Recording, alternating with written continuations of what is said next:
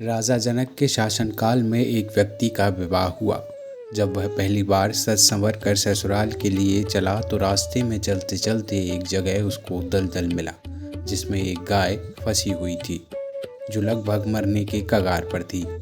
उसने विचार किया कि गाय तो कुछ देर में मरने वाली ही है तथा कीचड़ में जाने पर मेरे कपड़े तथा जूते खराब हो जाएंगे।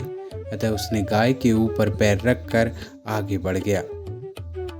जैसे ही वह आगे बढ़ा, गाय ने तुरंत दम तोड़ दिया तथा शाप दिया कि जिसके लिए तू जा रहा है उसे देख नहीं पाएगा, यदि देखेगा तो वह मृत्यु को प्राप्त हो जाएगी।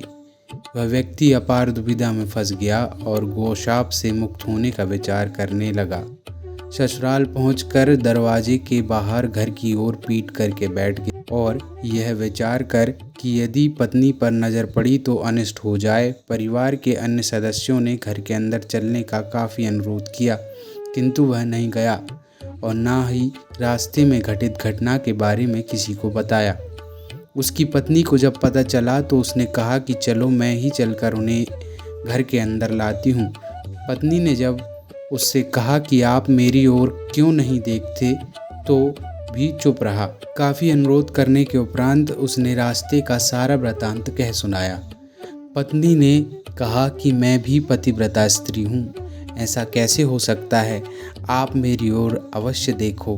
पत्नी की ओर देखते ही उसकी आंखों की रोशनी चली गई और वह गाय के शापवश पत्नी को नहीं देख सका।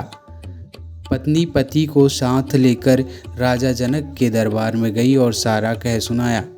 राजा जनक ने राज्य के सभी विद्वानों को सभा में बुलाकर समस्या बताई और गौशाप से निवृत्ति का सटीक उपाय पूछा। सभी विद्वानों ने आपस में मंत्रणा करके एक उपाय सुझाया कि यदि कोई पतिव्रता स्त्री छलनी में गंगा जल लाकर उस जल के छींटे इस व्यक्ति की दोनों आँखों पर लगाए तो गौशाप से मुक्ति हो जाएगी, इसकी आँखों की रोशनी लौट आएगी। राजा ने पहले अपने महल के अंदर की रानियों सहित सभी स्त्रियों से पूछा तो राजा को सभी के पतिव्रता होने में संदेह की सूचना मिली। अब तो राजा जनक चिंतित हो गए तथा उन्होंने आसपास के सभी राजाओं को सूचना दी कि उनके राज्य में यदि कोई पतिव्रता स्त्री है तो उसे सम्मान सहित राजा जनक के राज दरबार में भेजा जाए। जब यह सूचना राजा दशरथ को मिली तो उन्होंने पहले अपनी सभी रानियों से पूछा। प्रत्येक रानी का यही उत्तर था कि राजमहल तो क्या, आप राज्य के किसी भी महिला, यहाँ तक कि झाड़ू लगाने वाली, जो कि उस समय अपने कार्यों के कारण सब में निम्न श्रेणी की मानी जाती थी, से भी पूछेंगे तो उसे भी पतिव्रता पाएंगे। राजा दशरथ को इस समय अपने राज्य की महिलाओं पर आश्चर्य हुआ और उसने राज्य की सबसे निम्न मानी जाने वाली सफाई वाली महिला को बुलावा भेजा और उसके पतिव्रता होने के बारे में पूछा। उस महिला ने स्वीकृति में गर्दन हिला दी।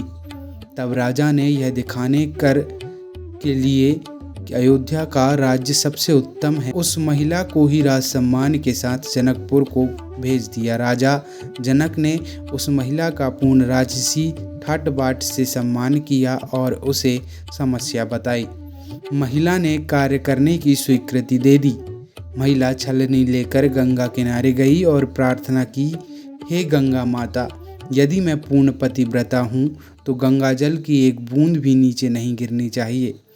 प्रार्थना करके उसने गंगा जल को छलनी में पूरा भर लिया और पाया कि जल की एक बूंद भी नीचे नहीं गिरी। तब उसने यह सोचकर कि यह पवित्र गंगा जल कहीं रास्ते में छलक कर नीचे नहीं गिर जाए, उसने थोड़ा सा गंगा जल नदी में ही गिरा दिया और पानी से भरी छलनी को लेकर राज दरबार चली आई। राजा और दरबार में उपस्थित सभी नर नारी यह दृश्य देखकर आश्चर्यचकित रह गए तथा उस महिला को ही उस व्यक्ति की आंखों पर छींटे मारने का अनुरोध किया और पूर्ण राज्य सम्मान देकर काफ़ी पारितोषिक दिया। जब उस महिला ने अपने राज्य को वापस जाने की अनुमति मांगी तो राजा जनक ने अनुमति देते हुए जिज्ञासावश उस महिला से उसकी जाति के बारे में पूछा। महिला द्वारा बताए जाने पर राजा आश्चर्यचकित रह गए। सीता स्वयंवर के समय यह विचार कर कि जिस राज्य की सफाई करने वाली इतनी पतिव्रता हो सकती है तो उसका पति कितना शक्तिशाली होगा। यदि राजा दशरथ ने उसी प्रकार के किसी व्यक्ति को स्वयंवर में भेज दिया तो वह तो धनुष को आसानी से संधान कर सकेगा और कहीं राजकुमारी किसी निम्न श्रेणी के व्यक्ति को ना वर ले। अयोध्या नरेश को राजा जनक ने निमंत्रण नहीं भेजा, किंतु विधाता की लेखनी को कौन मिटा सकता है। अयोध्या के राजकुमार वन में विचरण करते हुए अपने गुरु के साथ जनकपुर पहुंच ही गए और धनुष तोड़कर राम ने सीता को वर लिया।